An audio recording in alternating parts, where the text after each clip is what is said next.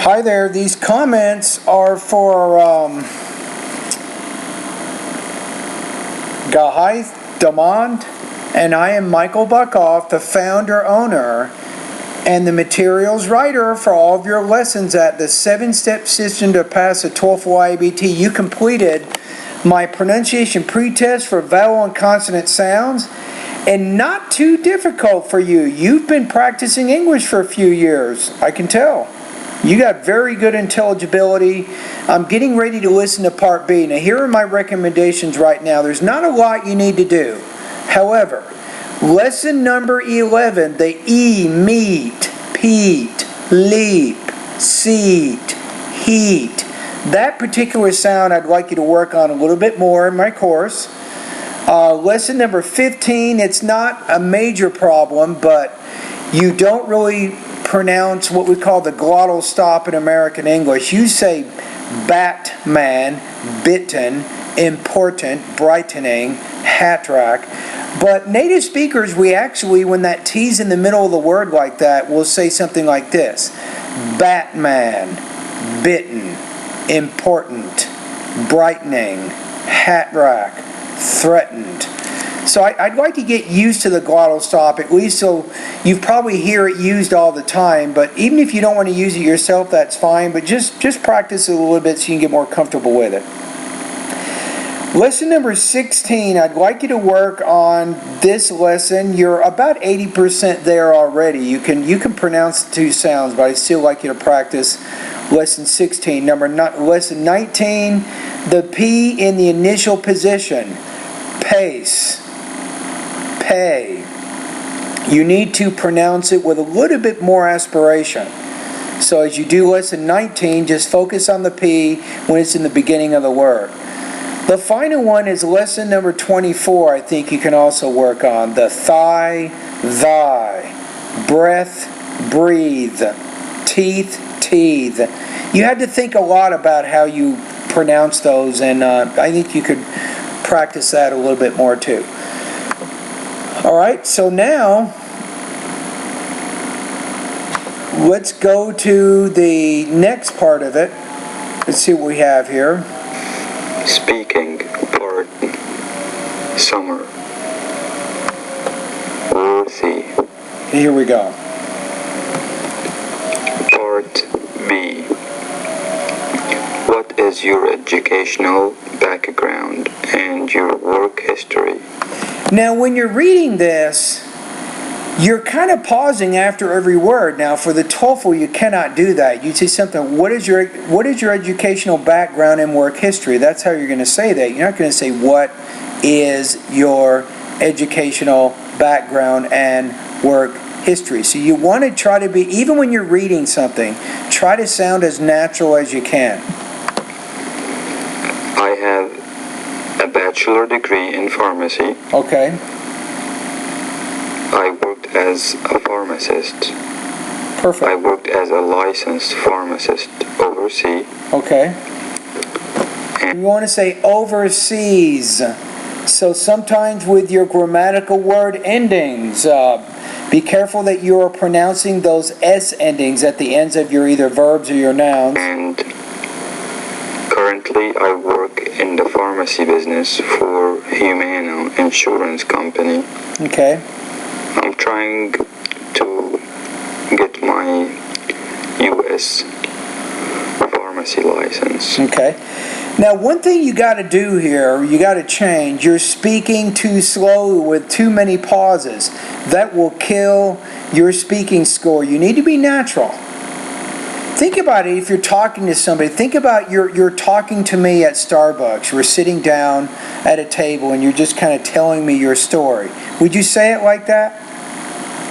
Of course not. You would say it more as a friend. Hey Michael, I've been working at a pharmacy company for a few years, but eventually I want to be able to clear my credential and then work as a pharmacist somewhere at a drugstore so I can make a little bit more money. You would sound more natural than what you're sounding. You're being too careful. You're trying to be perfect and you're trying to pronounce everything perfectly, but it's killing your pacing. So that will enable me to practice pharmacy in the U.S. Okay. in order to get. And not just enable you to practice pharmacy, it enables you to make like $100,000 to $150,000 a year, and you're going to be in one of the top income brackets of all earners in the U.S. You're going to make good money, my friend. My license, I need to pass the TOEFL.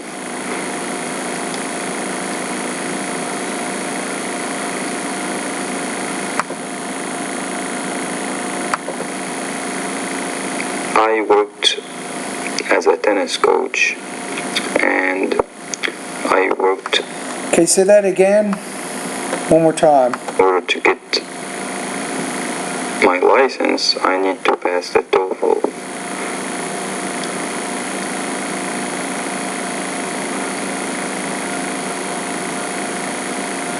I worked as a tennis coach. Okay, now here's a suggestion. So I like how you pause after you have ideas, right? And you go to another idea.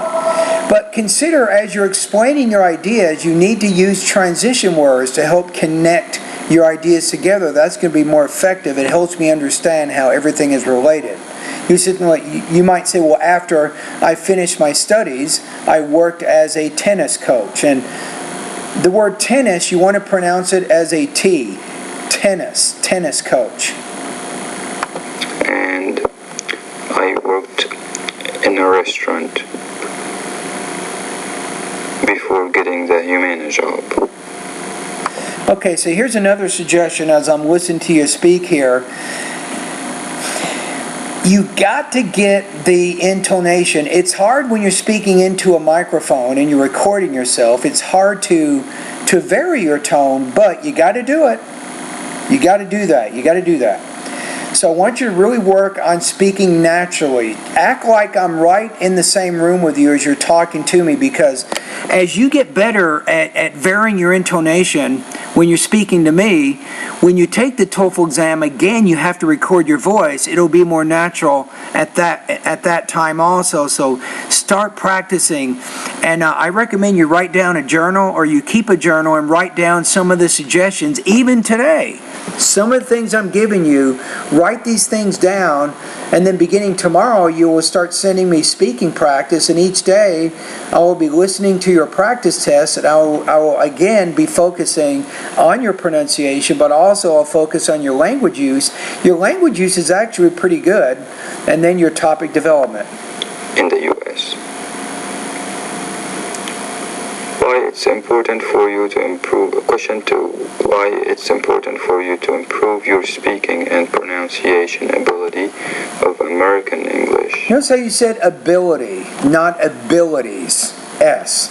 Again, be careful of grammatical word endings. If the noun's plural, put the S on the end. If it's singular, then don't worry about it. It's very important to improve my speaking ability, because that will help me to communicate easier and clear with Americans, especially. If you say easier,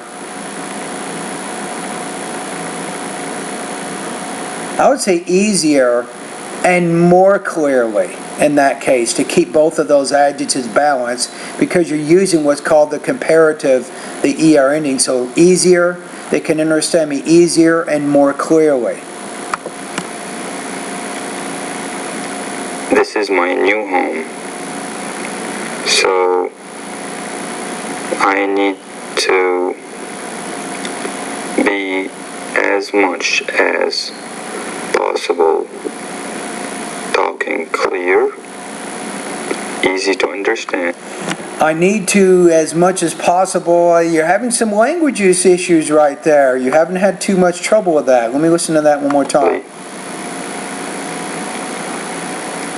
This is my new home, so I need to be as much as possible talking clear.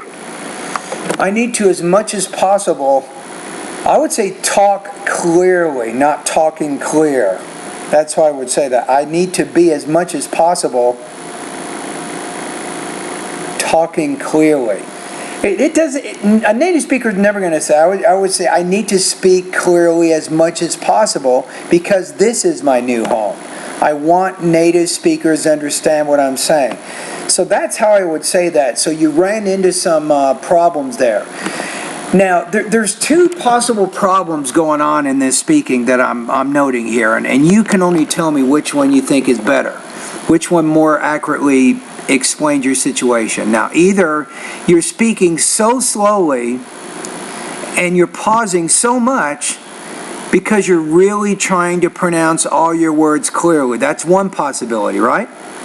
Now, the other possibility, this is a more serious problem, is you're translating. You're not exactly sure what you want to say next, so you're stopping a lot, and you're thinking in your brain about what you want to say, and then you say it. So either you're having some possible translation problems trying to put your ideas into English, or you're pausing and hesitating because you want everything to be perfect. But either way, you got to change your speed, your fluency. You need to speak faster. Now, I will help you with this as you do more speaking. And what you can do also is going to be helpful, GD, is as you go through my pronunciation videos, read those sample sentences and those paragraphs out loud with me at my same speed, at my pace, at my rhythm, with my tone, and that gets you used to the speed at which you need to complete the independent and integrated TOEFL speaking tasks.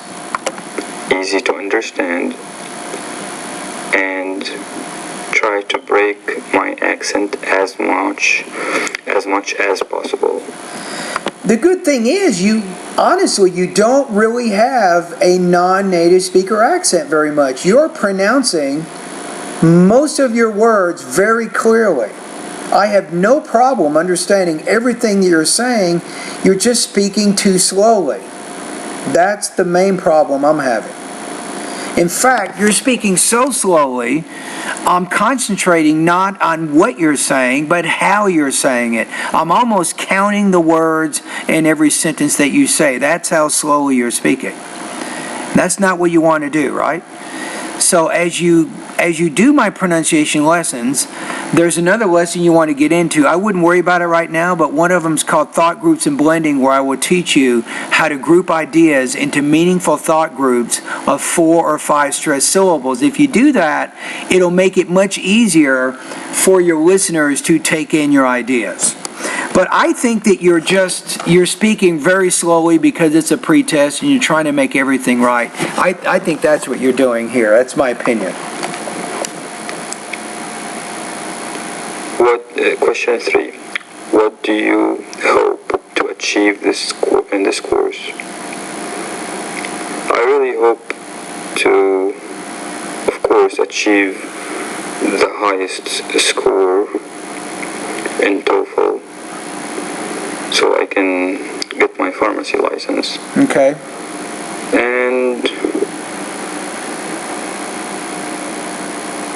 I'm sure studying this course not just going to help me to achieve my high score goal, it's going to help me to improve my communication with people and write in a better way, talk in a clear and understand people easier in the long run. I would say a clear and understandable manner there. You're having some problems with your parallel structure there. So you actually have some language use issues. Now, I think you've just hit the nail on the head. You understand more about the purpose of my website. The purpose of my website is not just to help you get a high TOEFL score. Once you go through my lessons, you realize this is not Magoosh. This is not Noteful. I designed this specific course to help you improve your English forever, for life.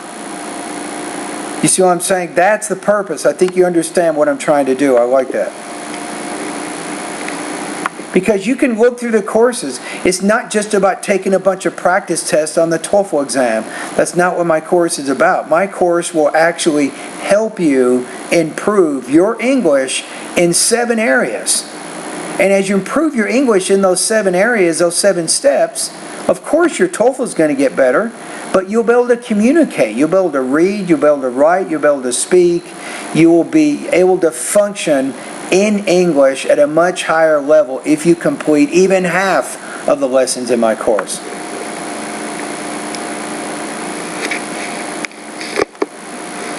Okay, I think we got it. Okay, now, what I want to do now is to give you an intelligibility score. That is my next goal here. So, on a scale of 1 to 7, 7 being a native speaker, 1 being a high beginner, obviously you're not a high beginner.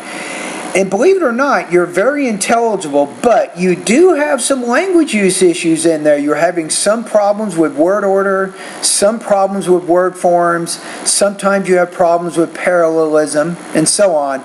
But you're very conscious about how you use the language. You're able to speak fairly clearly without too many problems, right? So I'm going to put you in the 4 range right now. I'm going to put you at about 4.4 out of 7. This is high intermediate in your speaking fluency of American English. So, your goal based on my feedback. The main thing I want you to do now is to work on developing better speaking fluency. I want you to try to speak faster with fewer pauses. Right? Also, when you're speaking, when you have those pauses, you can put some transition words in there if you want to help show how your ideas are connected. That'll also be helpful. All right, so those are my comments for you. Thank you for doing the pre-test. And what are we waiting on when you're ready? And next time, tell me more about yourself so I know. I have quite a few students in my program, but are you one of my...